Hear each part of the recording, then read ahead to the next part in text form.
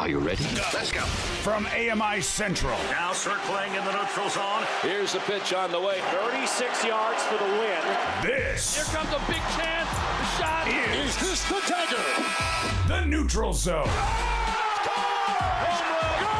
This is as good as it gets. Now, here's your host, two-time Paralympian, Brock Richardson. What's going on? It's time for another edition of The Neutral Zone. I am indeed your host, Brock Richardson. And I gotta tell you, we have a really good show lined up for you today. Let me give you a little bit of a teaser of the program. We're gonna be talking to former para-ice hockey Paralympian Anthony Gale, who will stop by to tell us about his career. And I've got to be honest, because I have the papers in front of me, we have some pretty pointed questions we're going to throw his way about Hockey Canada and what he sees needs to change since the last time they've won a gold medal in 2006. So he's going to come along, and I'm sure he's going to be very honest with us, and we hope so anyways. And it's going to be a fascinating conversation, as it is always. Plus, we're going to chat a little bit about whether or not players have too much say within their organization. And so we'll have that conversation and much, much more. You never do know what kind of shenanigans or trouble we get up to on any given program. To help me with this shenanigans/trouble, let's bring in our co-host for the day. Let's start with Jenkins. Cameron, how are you? I'm doing pretty good. Felt like the NHL trade deadline was yesterday with all the trades that happened, and another one this afternoon. So, yeah, it's used to be one of my favorite times of the year, the NHL trade deadline. A lot different under the salary cap, but I'm really looking forward to this week and the trade deadline. So, yes, for sure. It's a good day. It feels like all the trades will happen before the deadline, as you point out. So that means we're going to have to watch TSN or Sportsnet figure out how to fill like 12 hours of coverage when there's like I really hope trades in the day, but we'll see. I really hope there's no trades one trade deadline. Wouldn't that be hilarious? Oh my gosh. It would. I don't think the higher ups would be too happy about that, but I would love it as a consumer, because I love to see what kind of stuff they come up with to fill the time. Also joining us is one Josh Watson. Josh, how are you? I'm doing well, Brock and Cam. It's a wonderful Monday here as we record today, and there's been lots of trade news, and we even have a little bit of a breaking story, which we'll get into in our headlines here. But had a nice quiet weekend, didn't do a whole lot except take in the Scotties Tournament of Hearts, which was quite entertaining, ending with Carrie Anerson winning her 4th consecutive Scotties, which is pretty darn remarkable in my book. And it was a lot of fun, so it's going to be fun to talk some sports today. Yes, indeed.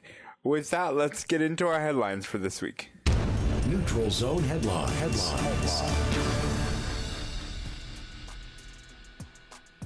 Congratulations goes out to the Canadian women's national hockey team as they defeated the United States 4-3 in their most recent rivalry series. Team Canada did this in comeback fashion as they were down 3-1 in the series and managed to rattle off 3 consecutive wins. Congratulations, ladies, on kicking some American tail as usual. It's always fun to watch those games. The two teams do not like each other, and it's really a lot of fun to see Team Canada wind up on top. Oh, that was fun watching Josh dance around the word he wanted to say for a few minutes there. We continue with the congratulations on the headlines, as Josh aptly mentioned that Team Canada continues their run as champion as they win their 4th straight event at the Scotties Tournament of Hearts. This time they defeated Manitoba's Jennifer Jones by a score of 10-4. Shout out also goes out to Shannon Burchard for winning her 5th consecutive Scotties.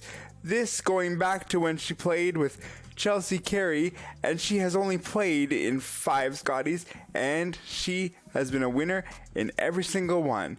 Also, a keynote to make note of is that Canada has a whopping 45 wins and 6 losses at this event.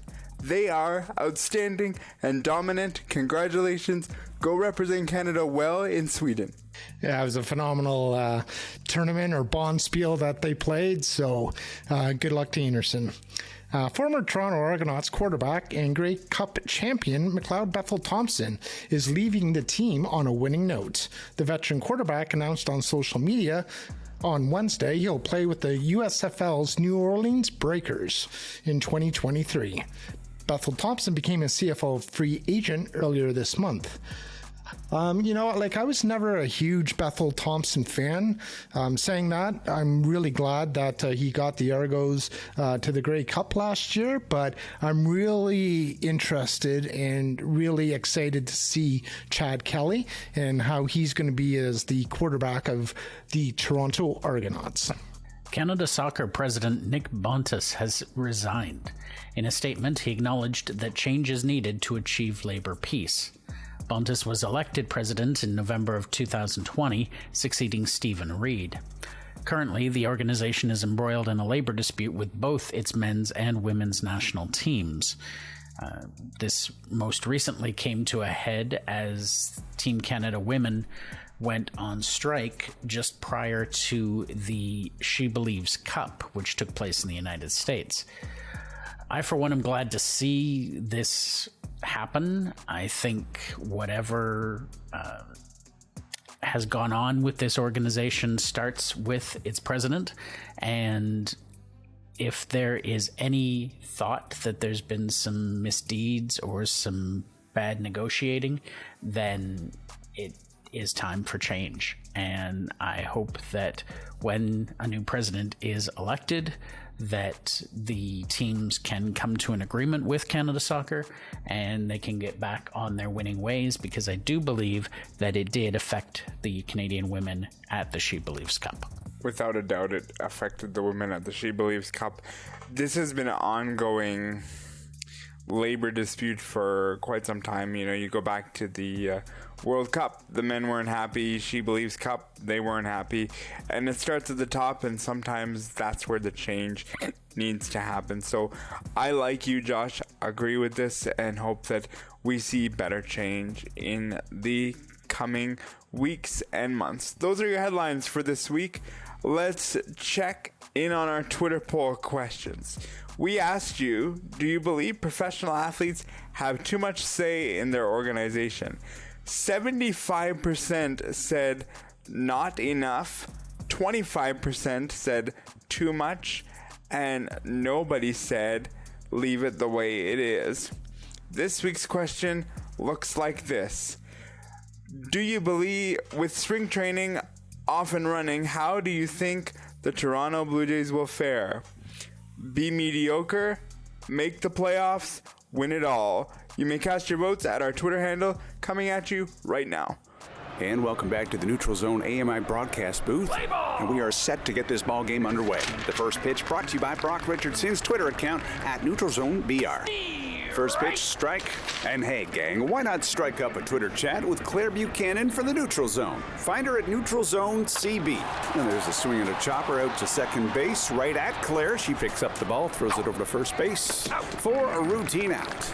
And fans, there is nothing routine about connecting with Cam and Josh from the Neutral Zone. At Neutral Zone Cam J and at J Watson 200. Now that's a winning combination. And this Oregon interlude is brought to you by AMI Audio on Twitter. Get in touch with the Neutral Zone. Type in at AMI Audio. Our guest today is extremely athletic and has played many different parasports, including wheelchair racing, wheelchair basketball, para ice hockey, and most recently, he has begun playing wheelchair curling.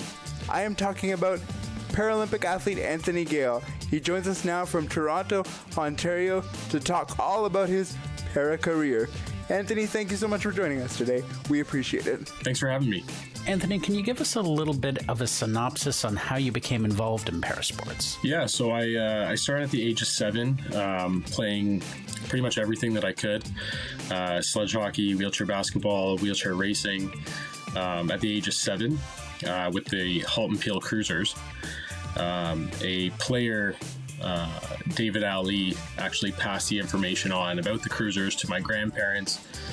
He grew up on the same street as them, so passed the information on to them. They passed it on to my parents, and I got involved. You've been to the Paralympics for Paralympic ice hockey. Can you maybe talk a little bit more about your Paralympic career? Yeah, I mean, first of all, like, what an experience that was. Something I'll never forget. From the opening ceremonies to playing, obviously, and the closing ceremonies is something that, I mean, for a lot of people, it's a once-in-a-lifetime opportunity, and if you're lucky to do it multiple times, like, that's amazing. But for me, so far, just the one time, and it's something that, like I said, is something that I'll never forget and I'll cherish for the rest of my life. And obviously we came home with a bronze medal, not what we wanted at the time, but it's something, again, that I hold close to my heart, and something that I cherish, and something that I'm extremely proud of, and it's something that not a lot of people have, so something that I hold close to me. Now, at some point, you decided to walk away from para-ice hockey after what was a successful career. Can you talk to us a little bit about the decision-making and what went into it? Yeah, I mean, I'll be honest, initially it wasn't my own decision. I was injured at my last tryout, and was released upon the end of that selection camp. But I mean, yeah, the decision, I guess, to either continue trying to make a comeback the following season or just kind of move on was my own. And I mean, at that point, I was in my early 20s and had been to the Paralympics, and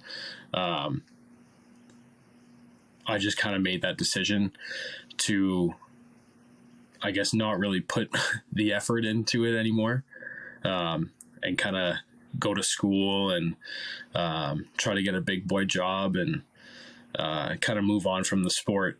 But I mean, it wasn't easy. I was still pretty young at the time, and felt I could have continued to play. And I still like to think that if I was in shape right now, I still could play, but who knows? And I don't regret that decision at all. And I'm happy where I am today. So. Yeah, it's been since 2006 since Canada has been able to get a gold, and that was in Torino. Can you maybe talk about why USA has been so dominant and what Canada needs to do to be able to get back up to the gold medal? Yeah, like you said, it's obviously no secret. They are completely dominant. Even when I was playing, we won a world championship in 2013, the year before the Paralympics, and it was a 1-0 game, and we were still competitive with them. We were still competitive with them at the Paralympics. But I mean, yeah, in my opinion, I guess it would be their development program is far superior than Hockey Canada. With USA Hockey, I guess they have more of a development program, just in the sense that they have more teams to choose from, more players to choose from, obviously with their population being a lot higher. But I mean, just in general, I could be wrong on this. I like you said, I've been removed from it for a while now, but I don't really think there is much of a development program at this point. At least in the sense where they're playing games against other countries, because there's also not very many other development programs across the world other than Canada and the United States.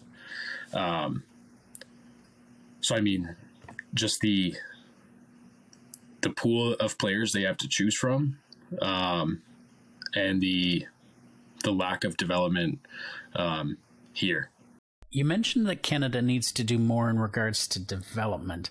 Is that the only thing that Canada needs to improve on, or is there more to it than that? I don't think it is just development. I mean, there's so many components to hockey, to sport in general. It's physical, it's mental. So it's hard to pinpoint what could be done or what needs to be done to kind of get back to that level. Because they've been fortunate enough since I've left to still continue to win. They've still picked up another world championship, which is just as important as any other tournament. And yeah, you can say the Olympics and the Paralympics are a lot more important. But the way you look at it as an athlete it is just another tournament. It's always going to be in the back of your mind that it is the Olympics or it is the Paralympics. And it's something that you kind of go through the motions of those other tournaments in order to get to that Paralympic experience. So, I mean, development is a big part of it. Not necessarily at the grassroots level, but I mean, picking players at a younger age. Look at guys like Brodie Roybal and Declan Farmer on the United States. They've been around on the men's national team since they were like 15, 16 years old. I mean, they're probably in their mid-20s now, and they're just dominating the sport.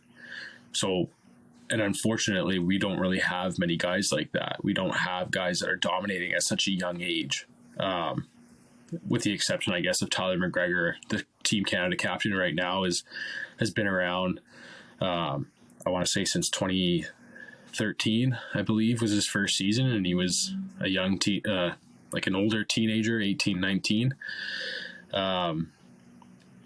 But I mean, yeah, again, to go back to your question, like it's not just development. You need to, there needs to be a little bit more, not commitment. I don't want to say commitment because I know all those guys are very committed. But there needs to be a little bit more,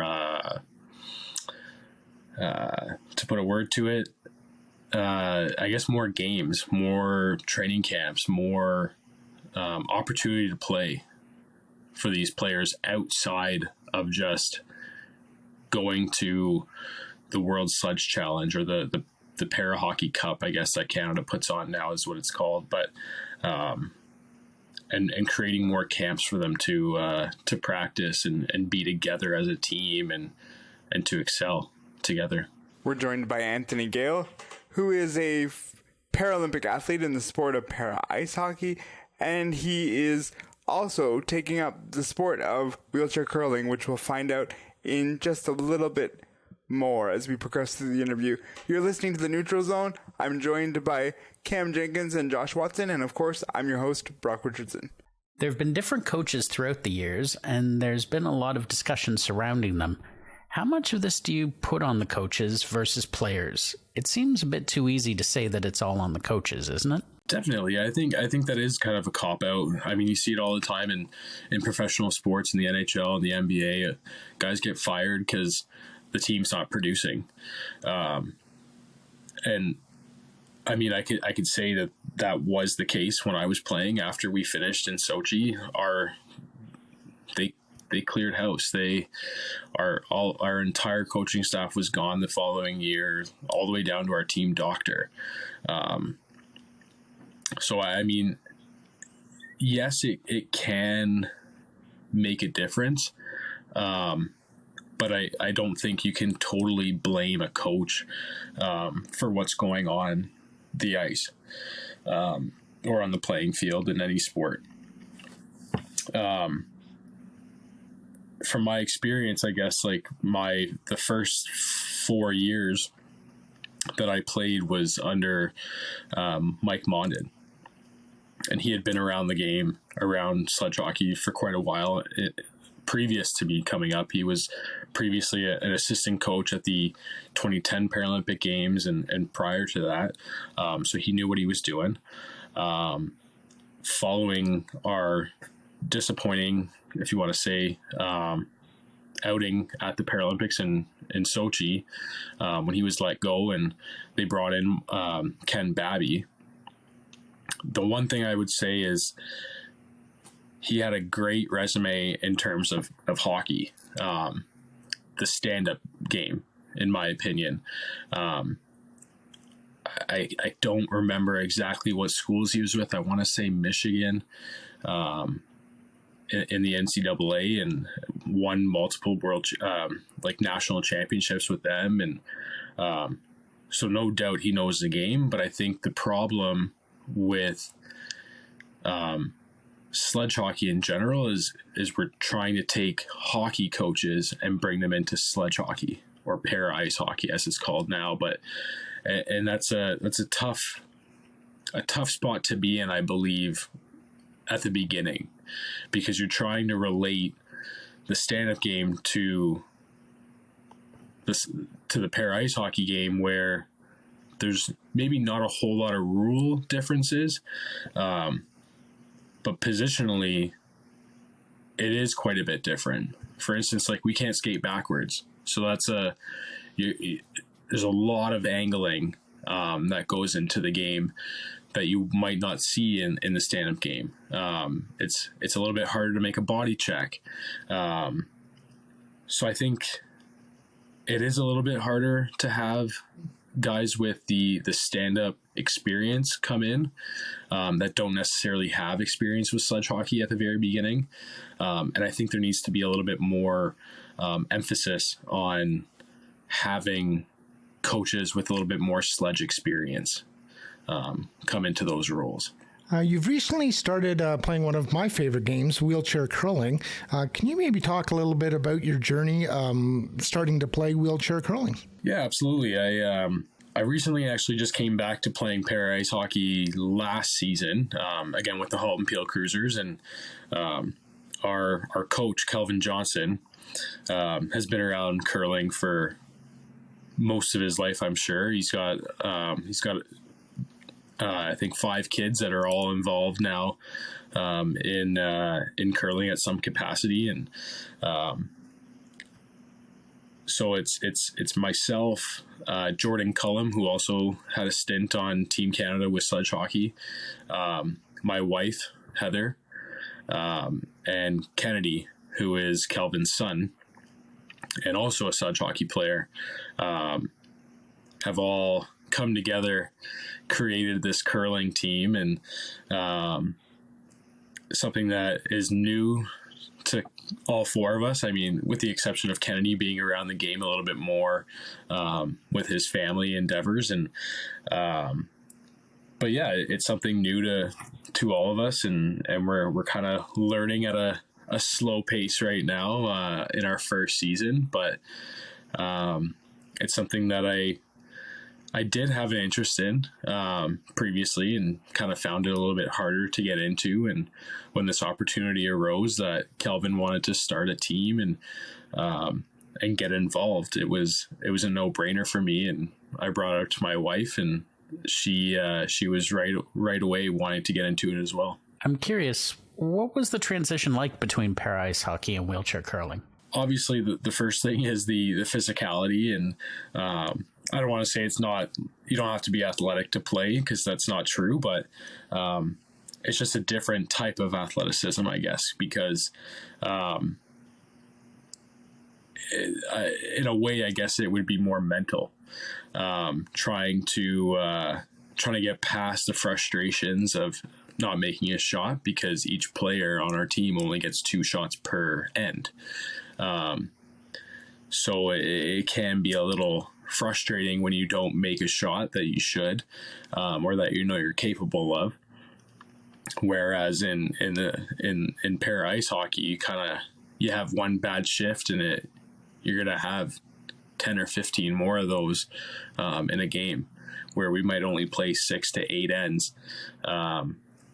So that's only maximum 16 rocks you're throwing. So the room for error, I guess, you don't want to be making too many mistakes, as it's a slimmer area for error. But I mean, it's been good. We've played in, I think, 4 events since September. we're getting ready for our next event, and most likely our last of the season. Towards the end of March, we're playing actually in a stand-up stick provincial tournament. So we're the, as of right now at least, we're the only wheelchair curling team that'll be involved. So it'll be a little bit of a learning curve, I guess, for us, because the other teams will have sweepers, and typically or not typically, in wheelchair curling, you do not have sweepers. It's all just based on accuracy. But we're looking forward to it. It should be fun, and looking forward to next year as well. Anthony, can you maybe talk about what Parasports has done for your life and throughout your journey? I mean, as simple as bringing me so many friends and so many people that I've been lucky to have met and crossed paths with. And obviously you and I grew up together with the cruisers, and going to Easter Seals camps and all that kind of stuff as young little lads. And then to just the life lessons. I'm sure any athlete, parasport or able-bodied sport can attest to that. The life lessons you learn in sports and what that does for you as you grow older, and what it means to each person. And for me, like I said, it's so many of my best friends I've met through wheelchair, not through wheelchair curling, but just through parasport in general. I met my wife through parasport. So there's nothing more I could really ask for.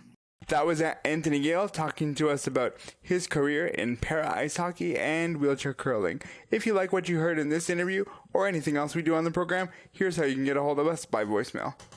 If you want to leave a message for the Neutral Zone, call now. 1-866-509-4545. And don't forget to give us permission to use your message on the air. Let's get ready to leave a voicemail. We just had a wonderful chat with Anthony Gale, who, as we mentioned, is a former para ice hockey player and Paralympic athlete within para ice hockey. And for me, I think the thing that stuck out in the interview was when we asked him about the idea of coaches and whether or not it is their responsibility or what they sort of have to bear in the fact that Canada hasn't won a gold medal since Torino 2006. What would be his thoughts on that? And he very eloquently said that it's a cop-out, was his words.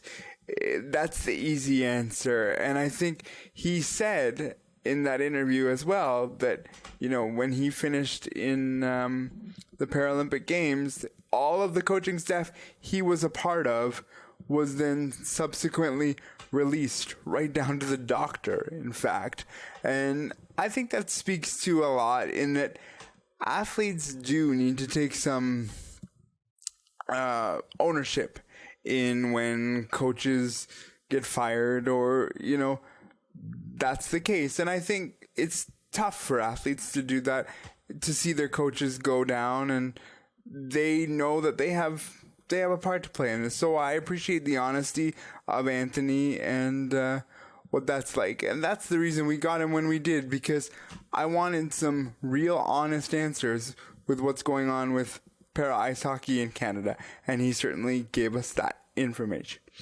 With that said, though, we asked you in our Twitter poll questions last week as to whether or not you think players have too much power. And we said the results earlier in the program, and it was 75% said no, they didn't have enough, and 25% said they had too many. And I was surprised by this, truly. I thought it would be the other way around.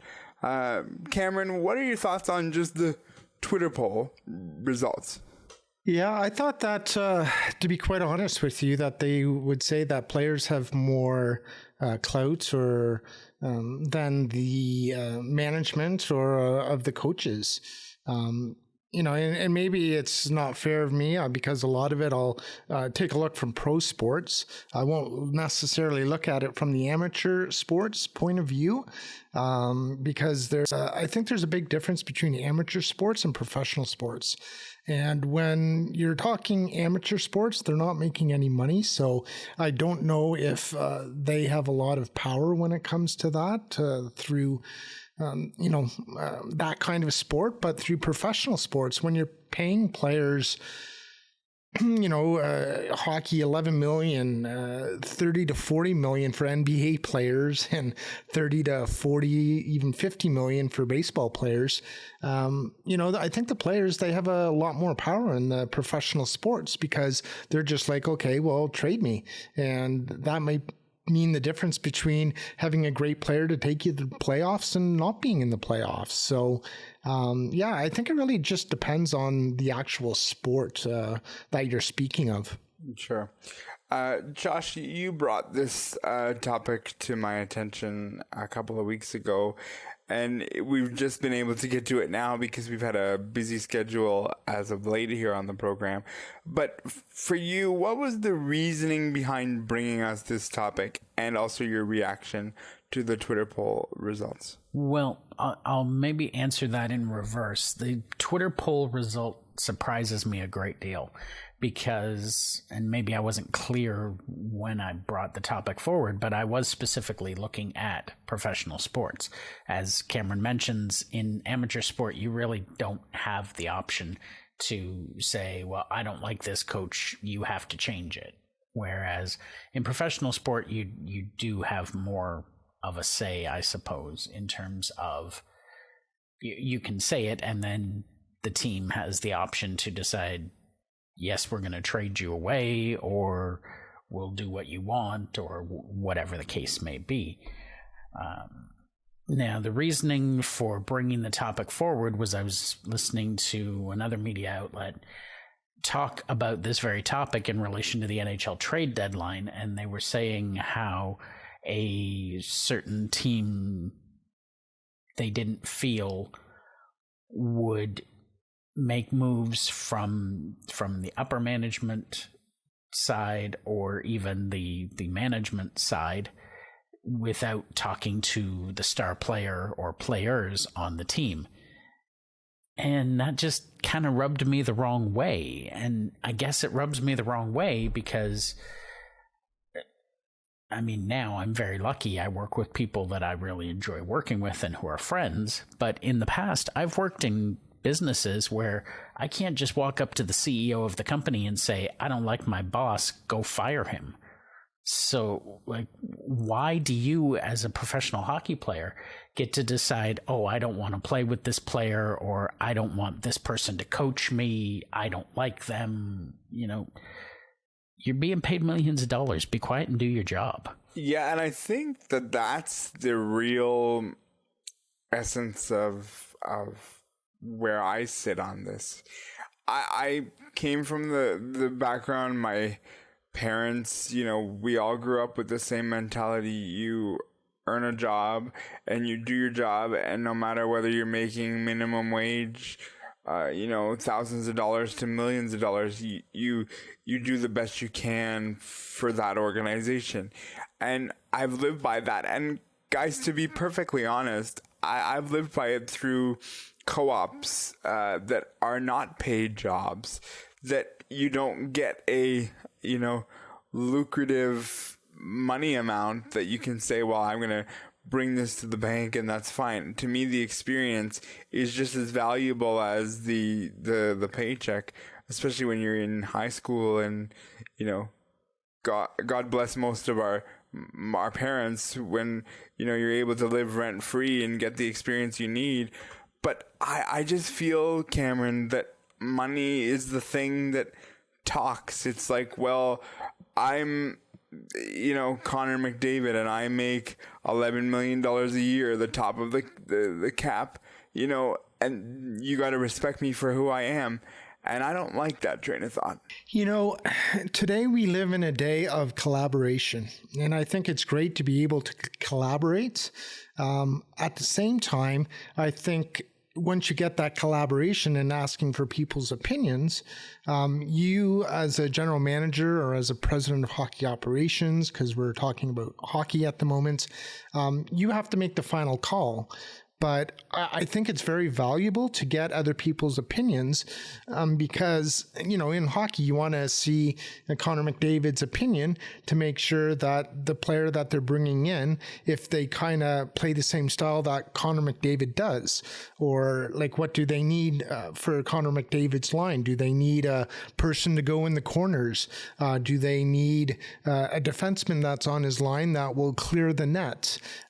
So I think it's very valuable to have a collaboration, but if a star player is just wanting to get friends and not really thinking about the team needs, then no, do not listen to the star player. But that can be real touchy because how much, you know, we're using Connor McDavid as an example, how much revenue does he bring in for the Oilers? At the end of the day, it's a lot. And if it was a free agency like what it should be, he probably would be making $30 to $40 million a year. So I think there's a fine line between collaboration, which I think they should ask some of their star players or some of the players that they feel have a feel for their team and will give good suggestions as far as what's best for the team. But once you have a star that's making $11 million and they're bringing in so much revenue for you and they're like, well, I want out of here, you know, then all of a sudden you're losing a lot of money. So I think you do need to balance that. Yeah, I think, Josh, to that point, I think the feeling is that, you know, I am somebody and I'm going to prove that, and I'm going to prove it on the ice, on the court in a good way. But I think sometimes we lose. The only word that's coming to my mind, guys, is respect. And this is, I'm not sure. I think it might be too of an aggressive word, but we lose some respect for the people that are in management roles and that they can do their job too, and that they should also have a say in what they do and not feel, well, how is this going to affect X player, Y player, etc. They should only be looking at it as how is it going to affect them on the field of play versus how is it going to affect them and their feel of the organization as a whole. Yeah, I think that I can maybe clarify a little bit here. I'm not saying don't consult your star players at all. I'm just saying if you're sitting there as the general manager and saying, well, Connor wants me to go out and get Nazem Kadri, I'm going to do it. Well, no, because Nazem Kadri might not be the best fit.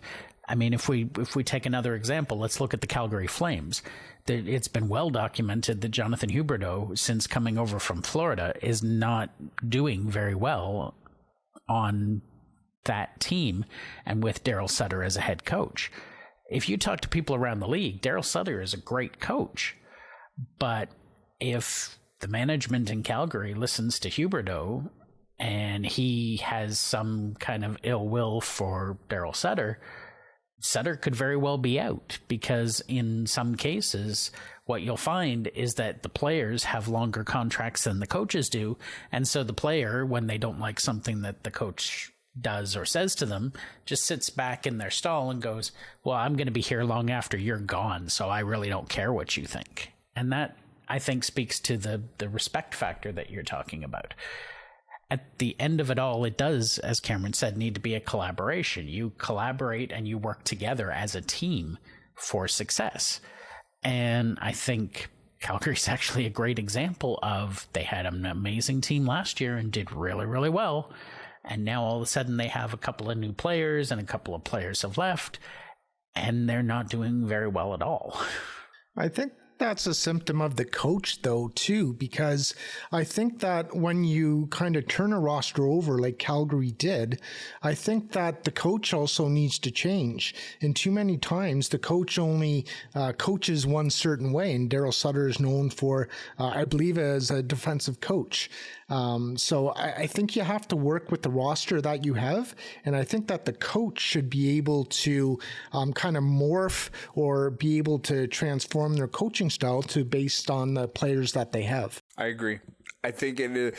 I think everybody has to adapt in the moment. I think if you think, well, you know, I don't know why you would think this, but if you think Jonathan Huberdeau's not going to work on your line in Calgary, you do have to give it an opportunity. You have to give it the chance. You can't just say, I'm going to make this change and I'm not going to agree with it and it's just not going to work. I think you as an athlete need to open your mind and say, okay, well, there must be a reason why, you know, Brad Treliving feels that this is a good situation. This is the way it wants to be, and that's the easy answer. I think it's too easy for athletes to, you know, walk up the ivory tower, if you can follow my train of thought here, and say, this is what I want done and this is what I want done now. Whereas maybe when I, you know, as a teenager, you just sort of always felt that management did their thing and coaches did their thing. And I think we've lost that connection to the point where you can maybe go to a coach and not every example is the same. I'm not trying to say this, but we've lost it in some regard where it's like, figure it out within your own group before you just throw out, well, I'm going to go to the boss and see if I can get it changed. Josh. Well, exactly. And I think another great example is actually the Brooklyn Nets in the NBA. You had Kevin Durant who came to Brooklyn and he said, I want you to bring in Kyrie Irving and James Harden. Well, that was an unmitigated disaster if you ask most people. And not only that, but they brought in Steve Nash as their coach. And then I think a year later he was fired because presumably the big three on the team didn't like him. And it's just like, why did you do this? Because now none of them are there. Nash is gone, Durant's gone, Harden's gone, and even Kyrie Irving's gone. Now, we can argue that Brooklyn might be very happy that Kyrie is gone, but that's another topic altogether. Yeah, that's just it's just mess. When you start listening to your star players and sort of caving into what your star players want, I think that's a slippery slope. Because not every player is going to have the wherewithal to say, I need to ask for things that are going to make the team better and not just me better.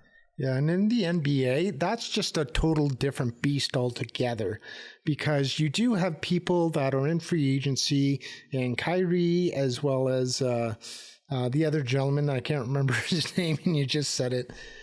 Harden or Durant? James Harden. No, not James Harden, the other guy. Durant. Those two talked in the offseason, and they ended up saying, okay, let's go to the Nets. And I think they got Harden in a trade from the 76ers to bring him in. And I'm pretty sure Durant and Irving would have had talks about that or given the okay to do that. And yeah, the NBA, that's just a me league. It's about individual players and not necessarily the team. Every individual player just tries to make themselves look good at the end of the day in the NBA. So yeah, with the NBA, that's just yeah, a show. I want to say something else, but I can't. We're on air. It's a family-friendly show, so it's just a show over there, man. Yeah, it is. And I would say that, that whole debacle really made Steve Nash look like a terrible coach. Because let's be real, even though I would argue that most of the GMs and owners are going to look at that situation a bit differently, but most times when you're looking to get a coach in there, you look at their track record as a coach. Well, Steve Nash's track record looks like garbage comparative to, what it is. But I want to reiterate that I think most GMs in their situation are going to look at that situation and go, yeah, but this happened. But again, a lot of the GMs and higher ups say, well, I can change this guy and I can make them into a better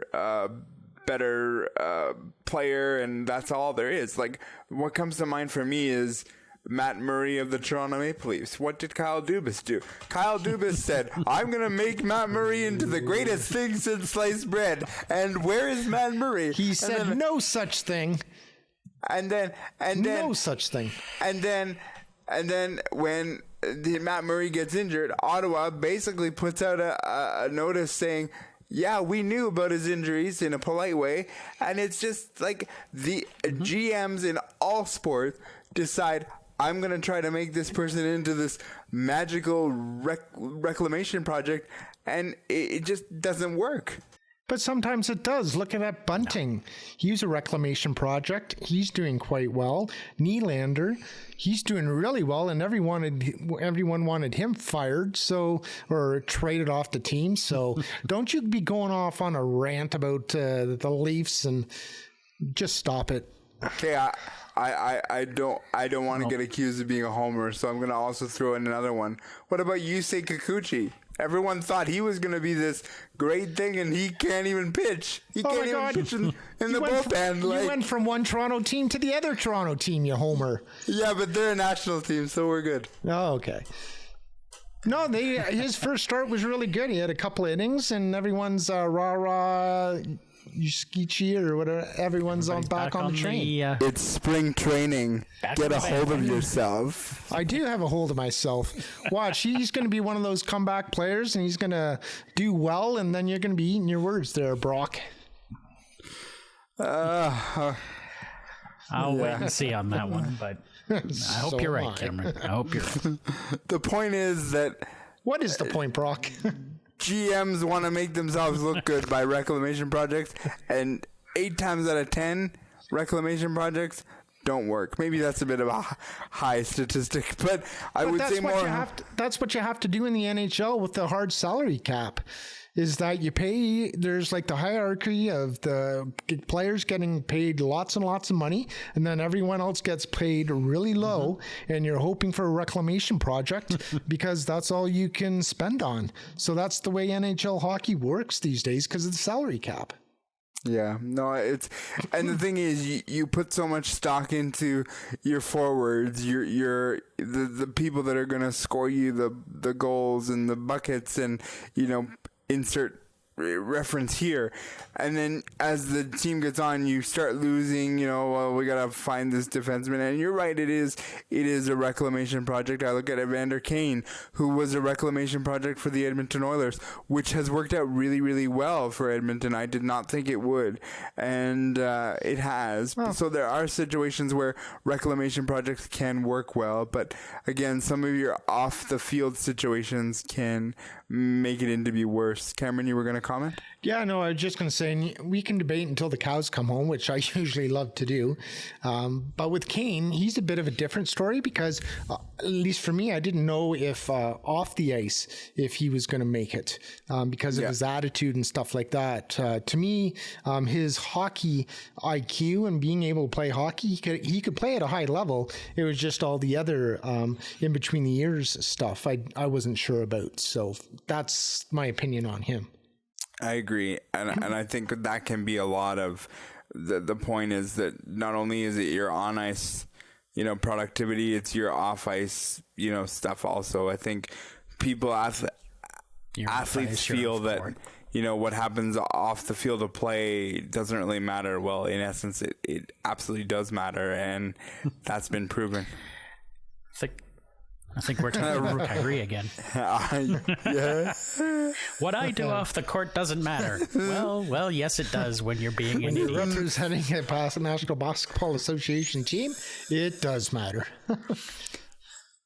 As we're closing off, I'm just curious to know if you guys can think in about 2.5 minutes, what can be done about all this? Is there a solution to all of this, or is it just we are where we are, Josh?